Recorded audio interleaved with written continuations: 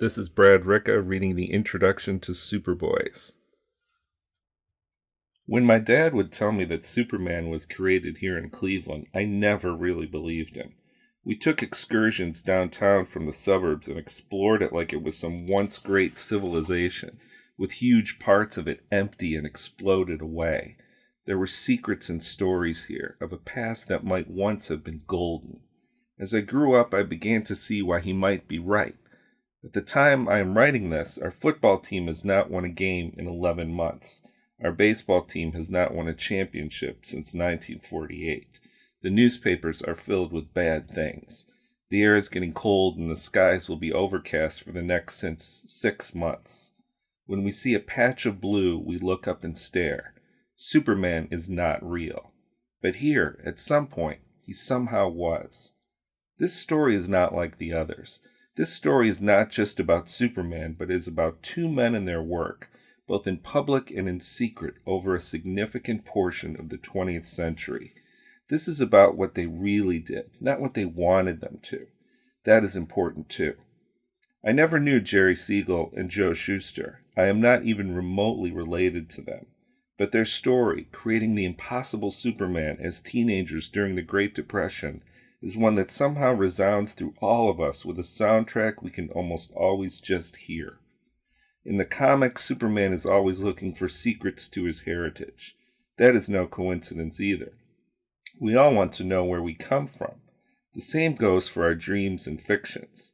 Why have these characters lasted? What can they tell us? Most people may claim to like Batman better, but it is Superman who measures the best of us. We want to know why. But how? Not only through dusty facts and forgotten artifacts, but through the very actions that stole their hours. The truth is, Jerry and Joe told us their own secrets in the comics and stories they puzzled over for decades. We have been distracted by half-remembered tales when the answer has been right in front of us the whole time. The work. That is their secret identity. Superman is not real, but the facts I discovered are just as unbelievable. A mystical cult. A bald, power-mad millionaire, a bulletproof strongman, the real Lois Lane, and a writer's unlikely secret service to his country. I found out that the first Superman story was stolen. I not only learned the true cause of Jerry's father's death, but who the culprits could be. How? I live in Cleveland. I went to all the places and read all the comics. It took a long time. I read Jerry's last unpublished story, and my spine, as the comics always promised, actually tingled. And I discovered someone real who, by all accounts, is supposed to be alive. And somewhere in this book is who I think Superman really is. But that's my interpretation. You have to find yours. They call my name and I pay $25 for a birth certificate of someone I did once meet, but am not related to. I open it and pause. It's a new date and a new spelling, one that sounds suspiciously like a famous Superman character. This is how it starts, how truth can become imagination, and thus a window into a hopeful world right next to our own. But creation has a cost. Superman isn't real, but sometimes we wish he could be. This is the story of that wish coming true.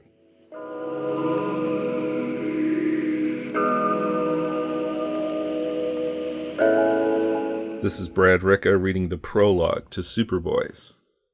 In the back of the store, the white-haired man was reading the late edition of the city newspaper. He pressed it flat, like a map, over the long cutting table.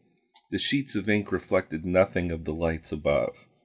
Outside, a fat black lake of a thunderstorm was brewing over the flickering lights of Cleveland, Ohio. The clothing store, small and narrow, was on the corner of Central Avenue and East 31st Street. Because of the weather, it was almost empty, as were most of the stores that night. But there was money to be made, the owner thought, so his lights were lit, still hopeful for some more customers. It was June 2nd, 1932. Inside, clothes and hats filled every corner and table. A slight wisp of smoke curled above the overhead lamp.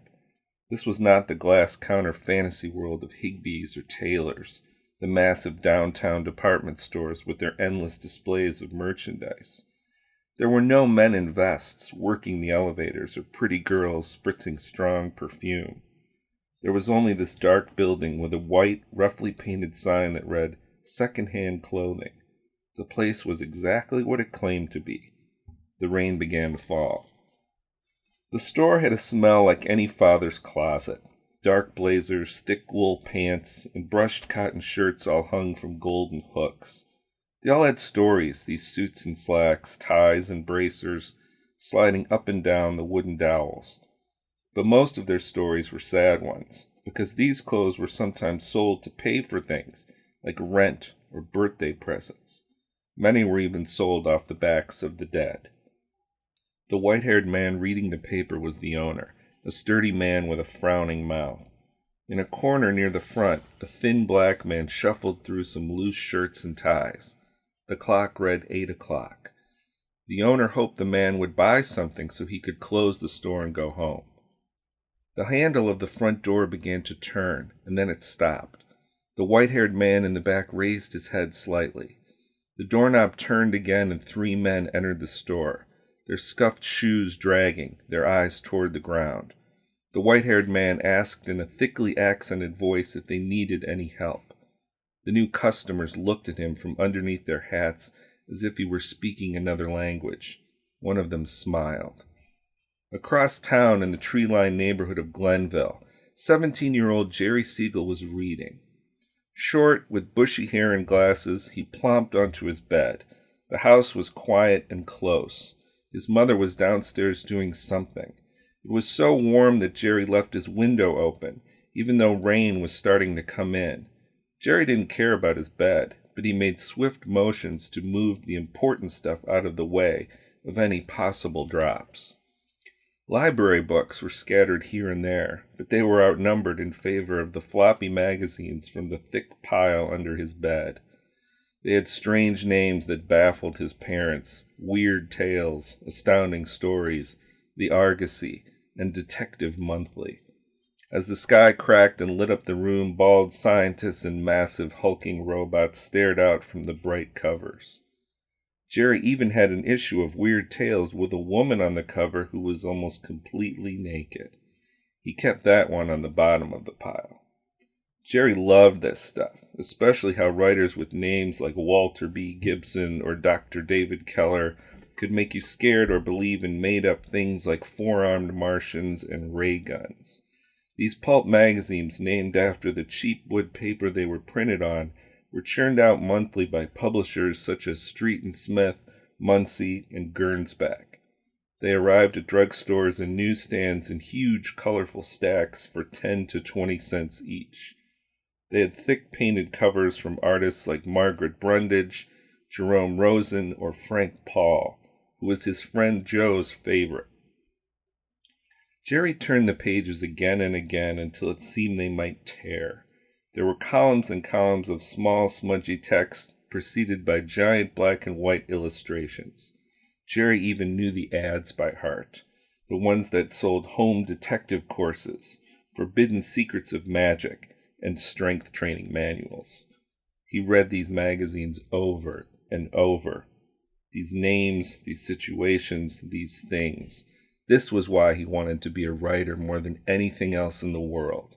He glanced at the black typewriter on his desk and its big, heavy letters. Underwood. Words gave things weight. Jerry thought of his father, working down at the clothing store he owned on Central Avenue. The store, as it was known around the dinner table, always filled Jerry with a sense of dread. Though the business had given the family their nice house, as his father so often reminded him, it was also a constant point of contention. "Stop that writing and come down to the store," Jerry's father would yell at him from the bottom of the stairs. Friends and classmates would recall this command as a frequent one. But try as Jerry might to fight this battle, his father's words had a sense of tightening inevitability.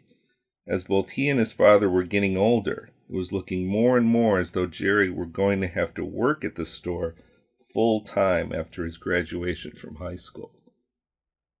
Jerry sighed and took a look at the cover of Astounding Stories. On it, a spongy alien with a curved orange beak and green tentacles threatened a silver-clad space hero with a jaw like an anvil. Jerry thought the monster looked a bit like his father, especially the eyebrows. The storm made the branches outside his window look like long fingers. His father wouldn't be home for a while. With all that lightning and rain, Jerry was trying to come up with a good story himself, maybe the best ever written. It had to be if he was going to get out of this. He looked at the notebooks on his bed and his typewriter on the desk. He had been sending stories to some of the magazines, but none of them had been published. Not yet, at least. A few of his letters had been printed, though, which he still found incredible. He turned to the back of one of the magazines, the one with a yellow flying saucer on it, a saucer, and read again his own words, which still looked strange in their set block type. Dear Editor, I have bought all the pamphlets that have appeared in the science fiction library, and am immediately awaiting the appearance of some more. I read all the stories immediately upon their arrival, and it wasn't long before I had finished them and had nothing to read, so hurry up with some more. This was how Jerry always felt. Hurry up. He wanted to do everything he could in that very same second, even if others told him to slow down. It wasn't that he hated his shared little brown room in the back of his house, now hot as blazes. He just wanted more. Jerry knew the next part by heart, but was still struck by its audacity on the page. Signed, Jerome Siegel, 10622 Kimberly Avenue, Cleveland, Ohio. This was his introduction to the world. He was a writer, after all. And Thursday, June 2nd, 1932, whether he knew it yet or not, was a good night to write. Back at the store, the men who walked in the front door were like slow chess pieces moving towards an uncertain conclusion. The black man in the front eyed the three men suspiciously. Something was wrong. They all congregated at the front of the store as Siegel's father came out to help them. One of the three had picked out a suit and had it draped over one arm. His hand smoothed the dark fabric. The others started to move in closely. The man with the suit paused, then went for the door. Or they took the suit after the owner gave it to them. It didn't matter. They were going, either way. Or they were still there. People were moving. The white-haired Mitchell Siegel, now in his early 60s, who throughout his life was known as Mitchell, Michael, and Mike, shouted, fumbled, and made his way toward the door as fast as he could, but then something hit him, hard. It felt as if the strongest fist he could ever imagine had punched him square in the chest. This was too much. This is too much. He is sweating. He is closing his eyes. Over at the house on Kimberly, the phone rang, and Jerry's eyes shuddered open. He wasn't sure if he was even awake. He heard his mother cry out. Then he heard another call being made. Then his mother's voice again. Jerome! Jerome! His room, his magazines, were in his peripheral vision as he ran downstairs. Later at the hospital, the reporter talked to his mother, who for all her usual imperiousness now looked small and alone. She kept grabbing in her purse as if it were going to fall into the exact center of the earth. She steadied herself, looked away, and gave a small answer. The reporter wrote it down in a little notebook in fast, light script. He used the word murder. He couldn't stop writing. Jerry's father was dead. He couldn't stop writing. His father was dead. His father from Russia, who had brought over his bride and children to save them from evil, was dead. A tall, dark cop was comforting him. The rain was falling. His father was dead. Is dead. The next day, the Plain Dealer, the city's biggest newspaper, ran no mention of the crime whatsoever. And it rained and thunder cracked all night, like the end of the world.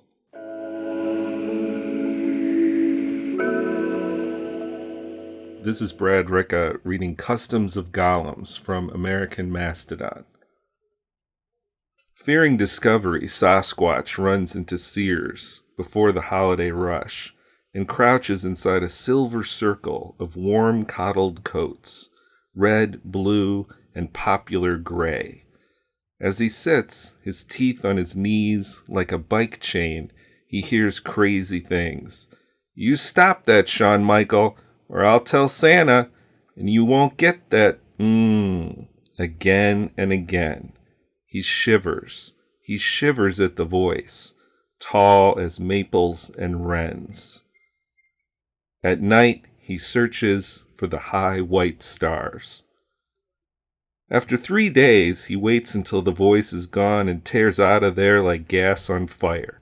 Sure, the glass hurts and the alarm is maybe a bit too loud for his pursed nocturnal ears, but it is winter after all, so he takes a coat, just in case, leaving twigs, berries, and twine behind. Kids are blamed, of course, but they still end up getting incredible toys.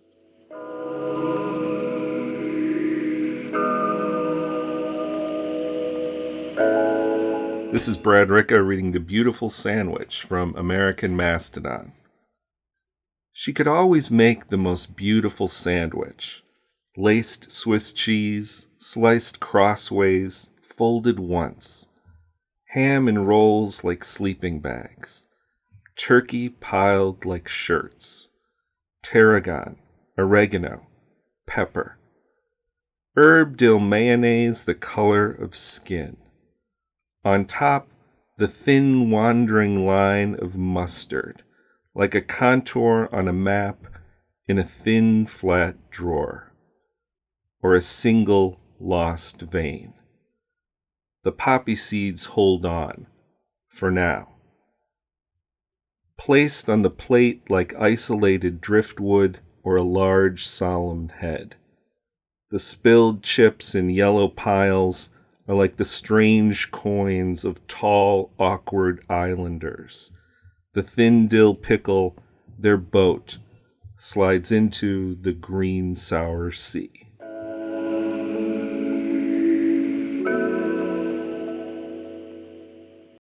This is Brad Ricca reading Super-Villian Team-Up from American Mastodon. You can call the mayor all you want. It shall not avail you. Because even though this clunky iron armor makes things difficult in the morning and seems like a burden, it houses several kinds of electric death and a variety of devices you will never understand. At night it lays on the royal bed like socks, or an evil puppet from Mexico. I could melt this city with a sweep of my hand, until all that's left are corn husks, laying far below the streets, and the corner store engagement rings. But here are the ray-driven heroes. In response, my armor seals itself. The journalist nearby considers armor with a U. We exchange blows. I boom and thunder. We engage in obnoxious cliches heard on late model TVs deep in Missouri.